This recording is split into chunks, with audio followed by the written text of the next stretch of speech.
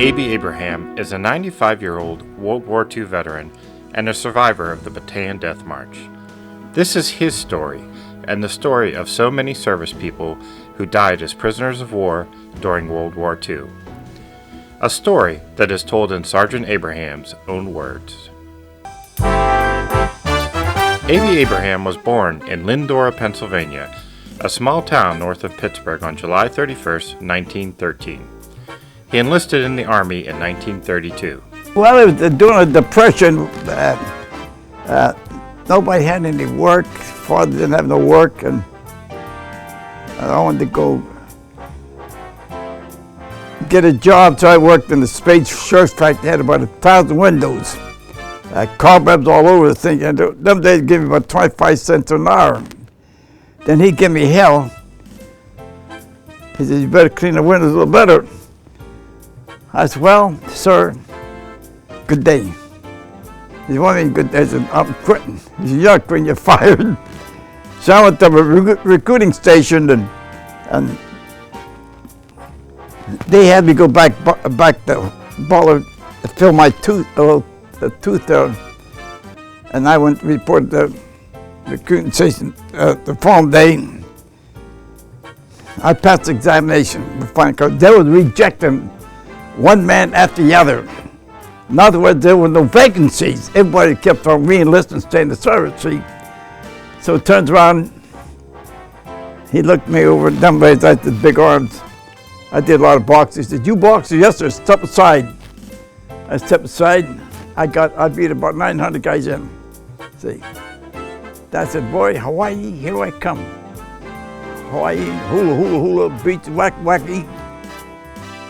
The ship got in Panama.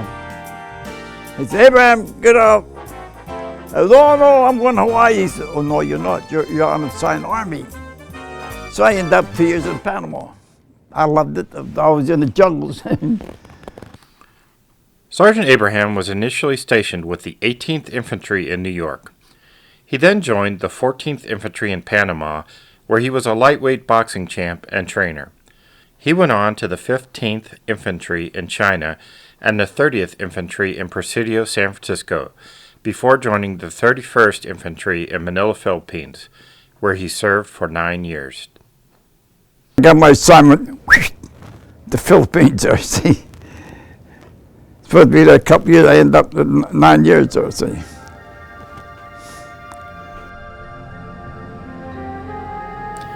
In 1942, General MacArthur was ordered by President Roosevelt to leave the Philippines. We have all heard his infamous response to the troops left behind: "I shall return." But for the men left behind at Bataan and Corregidor, he did not return. The only trained regiment you had with my op at the 31st Infantry and 2 scout regiments. That's the only trained infantry troops over there. And here we're fighting Japanese. When the Japs caught out a plane on the Clark Air Force Base, these 80 ships, Japanese ships, landed without the shot being fired at them. So they got us to a little gap. In fact, I'd say about 80% of men already had dysentery malaria. And Japanese came in day and night, bombing us, artillery shells. We didn't have no protection. No planes to keep. If we had 2 planes, strafe them, keep off our back, we'd been happy. We didn't have it all day long. And finally, towards the end of the day, had a little gap. The line broke. The Philippines took off. I don't blame them. And, my op moved up, tried to stop it. It was too late then. The line was really broken. And as we withdrew back, Japanese planes dropping bombs on us. So that's it, till we end up prisoner of war, a fluky war. From 1942 to 1945, there were tens of thousands of men captured and housed in prison camps in Bataan and Corregidor. The 90-mile death march from Marvelis to Camp O'Donnell took 6 days, and thousands of men died along the road, with many of the deaths at the hands of their Japanese captors. One prisoner, Sergeant Abie Abraham, lived to tell his horrifying experiences on the death march. I have that all in my book here, you know. It's funny though. You can figure out the Japanese. One group, there was no Japanese guard. Not a group. They didn't bother you. One group would fall down and bang, bang, bang, and not get like as we marched in the heat. Temperature that day was 102 degrees. As we go past the flowing wells, we wasn't allowed to stop drinking water. So we had Corporal Cox and another fellow. They wanted to relieve themselves. They went to the side of the road. They shot him. Not place, there's a kid that crying, mother, side road, he's bleeding. Johnny turned around and shot him in the head. Another spot, I seen Lieutenant Hayes and Sergeant McIlvain's friends of mine. They fell down before we can pick them up. Johnny turned around and ended up shooting them. Nothing you can do about it. But mostly, some guys rush their phone well to get a drink of water, they end up shooting them. You see, you can't go 4 or 5 days without water like that in that heat, you know. Especially one with malaria, you have to have the water cool you off, you know. I think God let me live to accomplish the mission, and that mission would return back to Bataan. This turned all the graves there, see. Then we marched another 8 miles to Camp O'Donnell. We had to wait in that hot sun till the camp commander came. So the Japanese commander came out there. He said, I hate all you Americans. If one you escape, we shoot 9. They call it squad, blood brothers, you see. They released us, and our shack was deep as shacks. The roof was leaking, bamboo sleds cutting your back. No blankets, had nothing. Men would shake with malaria. And we started losing 20, 30, 40 a day. We couldn't even, Japanese give us any medicine. They kept on doing it. And all we did, dig graves. And finally, after 2 months, we lost 1,600 Americans right at O'Donnell. They moved us to Kamala 1, and that's the worst camp I've ever seen. All day long they had it working, you straightened up your back, they beat you. But we begged for food. We can get it all. Red Cross came in and gave us a lot of stuff, but Japanese took biggest part of that, you know.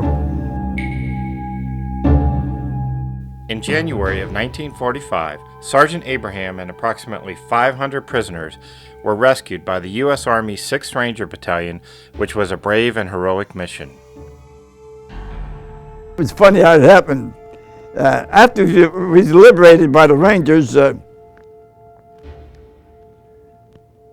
God was on our side. Not too far away, they had found the Japanese soldiers. Here we was in 30 miles in Japanese lines. We didn't see not one Jap tank, not one soldier, not one plane. How you like that? God was on the side. But as we hit the marker lines, a plane came up. I said, oh, not now. Actually, it's not video, you know, the Great Raid. It was one of our planes. He raided it. Next thing we had about 20 planes circling. They said, they dirty Japanese brought us now. As we hit the marker lines, high on the hillside was the American flag. We weren't ashamed. Every man broke down crying. Tears in their eyes, see. Our American soldiers were finally returning home, all except Sergeant Abraham. They started shipping the guys back to the States. I told Colonel Smith, Colonel, how about me? There's nothing on you. I said, yeah, I'm 2 years longer than them guys. I was ready to be sent back to the States. A week later, same thing. So finally one day, the Colonel said, my staff car will take you to Manila. Imagine me riding the staff car there, you tell you get in the back of the damn truck in the back seat. See what happened, MacArthur wanted one man camping outside. It had to be somebody who was on the death march, who knew the area and so forth. That's what Colonel Dahl in charge of the recovery section kept me kept me from being back in the States. I was kind of leery, you know. I said, it's not for me. He said, see them type of letters, they all want to know about their families. I said, I'll stop the sign them. 2 days later, I reported to headquarters, and I was signed to General Campbell's unit. I moved into battalion. Before I moved into 10, I had the fear in me. I'm shaking. I said, how am I going to look at a pile of bones of guys I knew in flesh? I couldn't sleep all that night. Then finally I had to get used to it. The first bite they got all bones, I'm like this. Then I said, I better settle down or else I go wacko. That's what I did. I picked up my Filipino crews, and that's it. We had a lot of brave men. We had a lot of cowards among the officers. They kept the records in headquarters there, and turned around and they have a list of names. This guy died with malaria. My record shows he was executed. See, and that's what I did on a General Homer trial. All the Americans said that all many died. Who? Many, many died. Who? Many, many died. That's all I kept on saying. So General Don got mad. He said, he told Turtles, he said, go to battalion, bring Abie Abraham. He had to drive over 100 miles. He came down and said, you wanted Manila against the Homer trial. I said, okay. I got in. All the reporters met me. They said, what are you going to say? I said, I don't know. So I get in there, and Bates King, the defendant Homer, he's rough. He's, you're going to be like the rest of the guys? Say, how many died? I said, no, sir. I said, I'm going to tell you who they are. And at that time, I was already disengaged for 6 months. I started naming, and I named. After leaving the Philippines, Sergeant Abraham continued in the military until retiring after 30 years of service. 20 years ago, he began volunteering at the Butler VA Medical Center and has logged over 36,000 hours of service. And at the age of 95, he still works at the Butler VA, 8 hours a day, 5 days a week. I visited the guy one day, and he had tears in his eyes. He's so happy to see me. What it is, they don't see nobody hardly at all, just the nurses come in there. And I said, that's my calling card. So I said, I'm on volunteers. So today I got over 36,000 hours of 20 years, 5 days a week, 9 hours a day. Oh, Mike, yeah, here. Well, what my job consisted, information. What information is, I am more of a military advisor more than the VA is. That's my lot of work. Guys want to put in for Purple Heart, upgrade the military records. They want play cards for cards.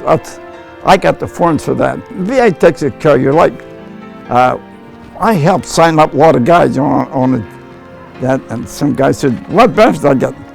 But they don't realize that later on you might need a heart operation transplant. You ain't got no money, you don't have to worry about it. The VA takes care of it. See, there's a lot of benefits to that, see. The sacrifices made and the heroism shown by Abie Abraham and his fellow prisoners of war during World War II, and in particular during the Bataan Death March, are best remembered in this poem written by Lieutenant Henry Lee. Red in the eastern sun, before he died, we saw his glinting hair, his arms were tied. There by his only form, ugly and grim, we saw an open grave, waiting for him. We watched him from our fence in silent throng, each with a fervent prayer, God, make him strong. They offered him a smoke, he did not have that, then at his captor's feet he coldly spat. He faced a leaden hell, his eyes were bare, we saw the tragic rays glint in his hair. What mattered why he stood facing the gun? We saw a nation's pride there in the sun.